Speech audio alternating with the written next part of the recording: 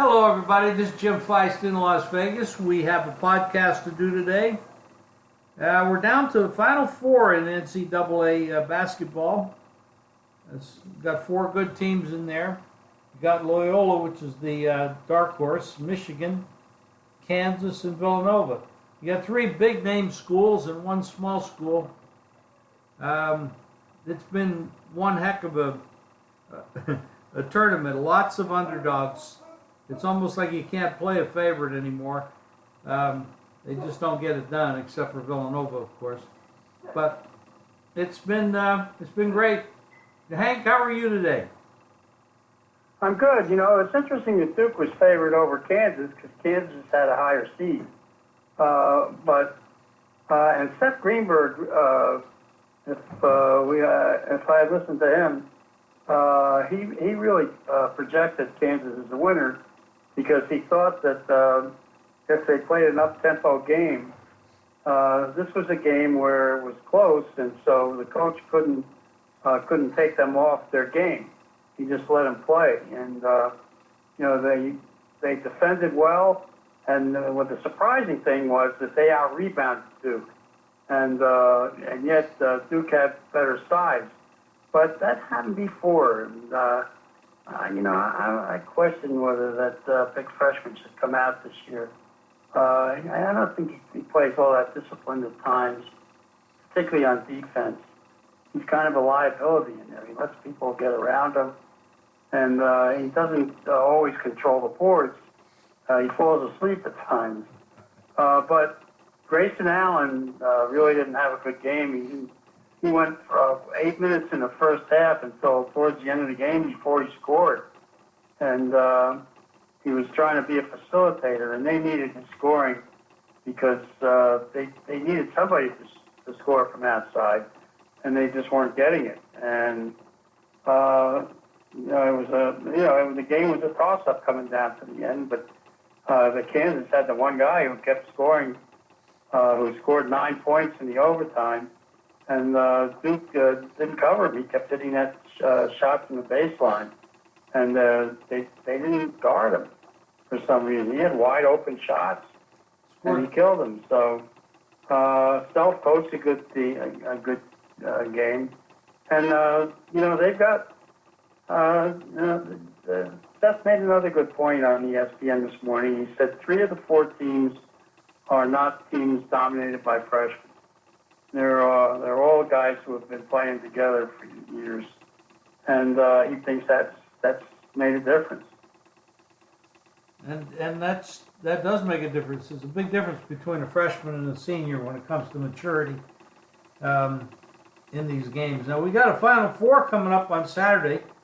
We've got Michigan is a 5-point favorite over Loyola. That's the first game. And then Kansas Villanova, which is the 2 number ones that are still in it. Villanova's a 5.5-point favorite in that game. Most places, there's some 5s out there as well. So that's it's a great 4. You know, we got some competitive things. Anybody can win. We have some smaller. We have some smaller tournaments going on during the week. We've got the NIT tomorrow. Tonight we have a small game with North Texas and San Francisco, but you know that's important to those 2 teams, and they'll come to fight. Tomorrow we got the NIT. Yeah, go ahead. I'm sorry. Tomorrow we got the NIT. You got Western Kentucky, Utah. You've got Mississippi State, Penn State, and then of course we have another small tournament on Wednesday. So it's a full week of basketball. It's the end of the road, of course, for college basketball, and then we get the NBA cranking up for the playoffs, and of course next week, or actually this week, excuse me, we got Major League Baseball starting. So we got a full card. Starts on Thursday. That's right. You know something? Watching those, watching that game on Saturday with the Chicago team. Uh, Loyola Chicago. By the way, I was around in 1963 when Jerry Harkness led the team over Duke. And those were my guys that year, the Duke team. They had Jeff Mullins and they had Art Heyman on the team, and that was a huge upset when Loyola Chicago beat them. That was when Vic Bubas was coaching the Blue Devils. And they had a team that could really run. And Loyola took them out of their game and just did a superior job. Harkness was at the game this weekend, and they kept showing him. And probably not too many people remember him, but he was a heck of a player. And that was the last time they got this far. But they, they play a disciplined game. They got a lot of guys who can score, and and they won easily on Saturday. Michigan was in a tight game with Florida State, and a lot of people are wondering what Leonard Hamilton was thinking about. They criticized the fact that he didn't foul in the last few seconds, and I had a different problem with his coaching in that game, and I like Leonard. We're good friends. But I couldn't understand why he played small ball as long as he did. And he left those smaller guys on the floor, and he needed the bigger guys for defense, and he left 3 of his top scorers on the bench. I don't know what he was saving them for. Finally, he put them in too late, and they started to score too late, and they just couldn't make up the deficit, and they ran out of time. Otherwise, they might have been able to win that game. Well, yeah, they didn't. I don't think he did a very good job coaching the end of the game. They got 50 seconds on the clock. He waited down to his 18 seconds before he did anything. He wasted a whole bunch of the time. I thought he did a very, very bad job. He either lost his mind, had a brain fart, whatever it was, or that was his style. I don't know what the reason is. He did a very bad job. It ended up the way it should be. I mean, the right team won the game, I think, but it could have been. It could have ended up. His moves could have ended up costing his team a chance at the end to have a shot to either tie or win. It was a very poor job. And then his interview at the end of the game was quite embarrassing. He did a bad job. But people... Yeah, she asked the appropriate questions, and he was just rude. He was. But, he did a great job getting that team as far as they advanced. But he just forgot the guys who got him there. Well, he didn't do very well from his resume standpoint, the way he ended that game. But anyway, we move on. He doesn't have to worry about his resume. He's 69 years old. You know what? The guy looks like he's 45. So whatever he eats or takes, he looks great. I couldn't believe he prays as much as the lady at Loyola does, who, by the way, now they're marketing her. Can you believe that? Well, of course. People are out, of course they're marketing her. She's become, she's an icon. And it's worldwide. It's not just here. It's all over the world. And she's going to make the most money since Sally Field did playing nuns. That's a good line. I like that. That's a good line. But, they match up with, I think they match up with anybody. They don't have the talent. They don't have the 5 stars and the 4 stars and the 3 stars. They got good players, and they play hard, and they're well coached. And on any given day, anybody could win this stuff. I think they match up well with Michigan. I don't know that anybody. Well, I'll tell you, Kansas matches up pretty well with Villanova, because Villanova, as they showed against the Texas team in beating them, they didn't shoot all that well. But but the opponent didn't shoot well either. They just couldn't make baskets. Otherwise, they were they were starting to close in on them towards the end of that game because Villanova was cold. And, that team had played good defense, and they threw Villanova a little bit off their game. But, and Villanova couldn't get to the basket very often, and that was a problem they had. And that could be a problem against Kansas, because Kansas has very good defense. That game is going to be very exciting to watch.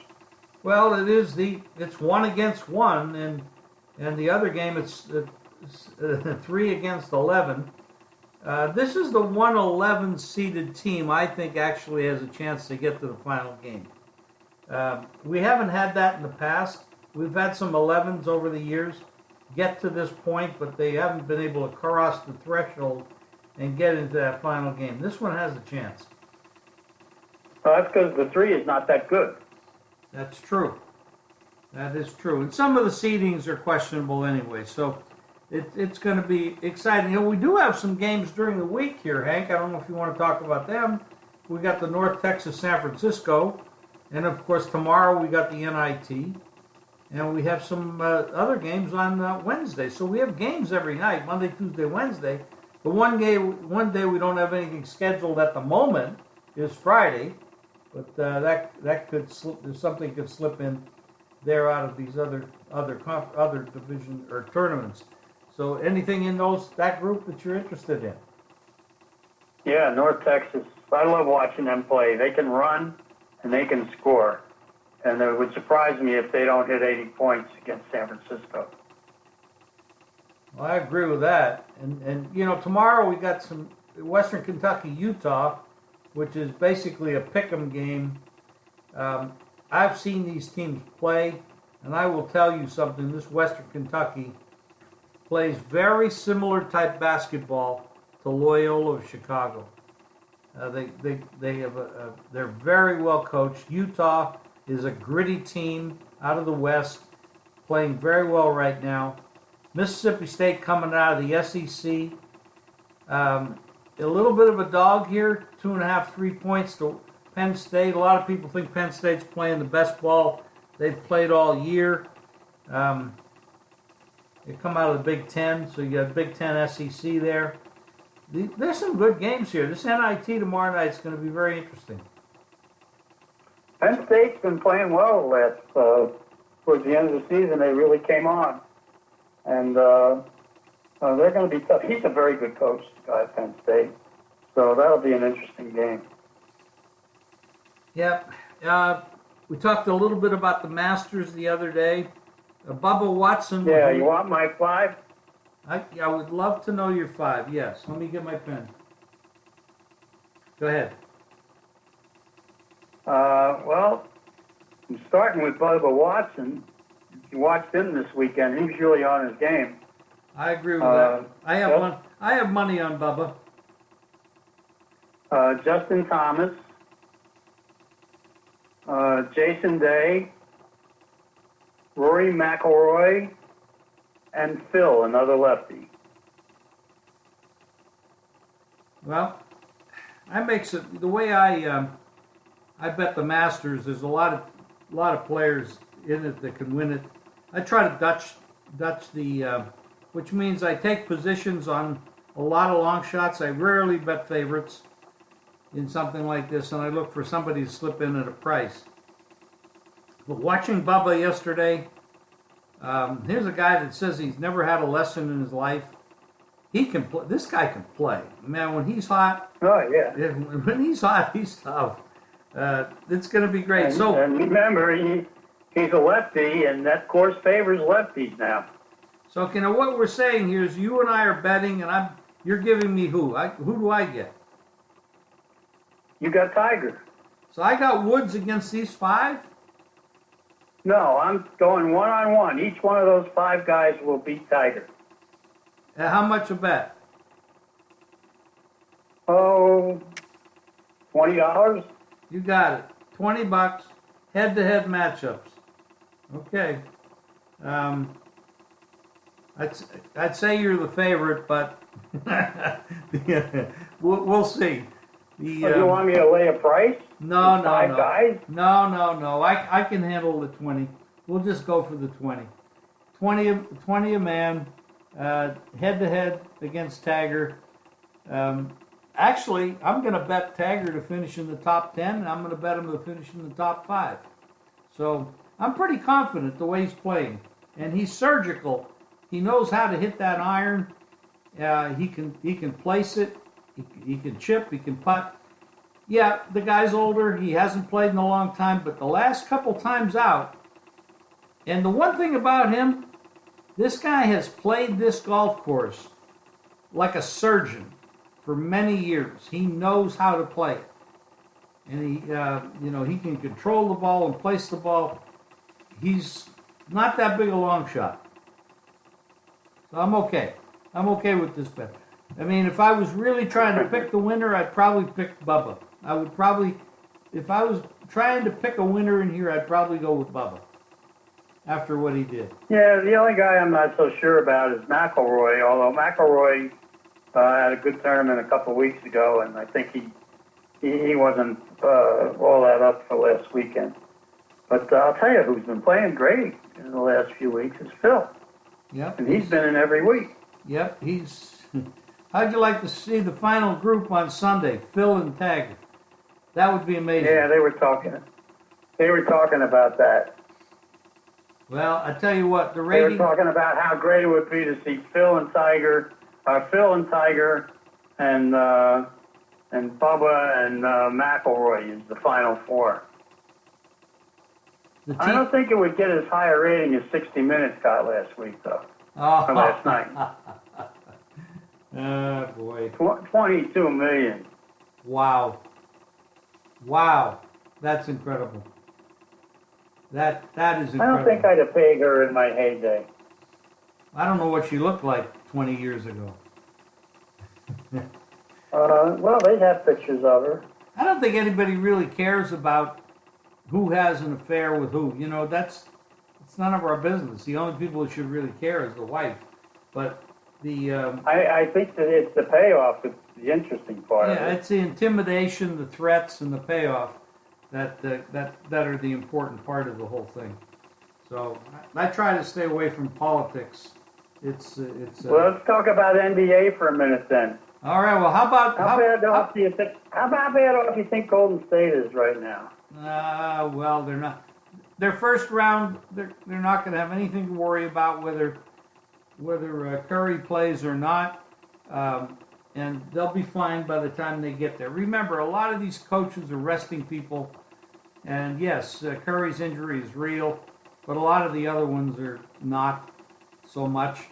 The guys are tired. I mean, they practiced and played now forever, and these 82-game seasons are rough, and players today don't try to play every game. And the story though is since Tyronn Lue took off, LeBron has gone crazy. He's averaging 35 a game. He's gone absolutely nuts. And here's a guy that never misses a game. This guy's a workhorse. He is a tough guy. I mean, in my lifetime, I've never seen anybody as good.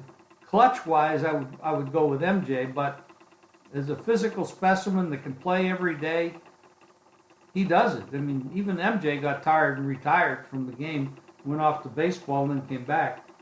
This guy's been doing it for a long time. Hats off to his ability to just keep going. Yeah, he's very durable. He keeps himself in great shape. But we'll see. I think that the West, the postseason is going to be far more interesting. And I see where San Antonio now has their guy back. So and he seems to be in good shape. He's only averaging about 40 points a game since he came back. And I don't know. I think that Houston wins whenever they want. They're really good right now.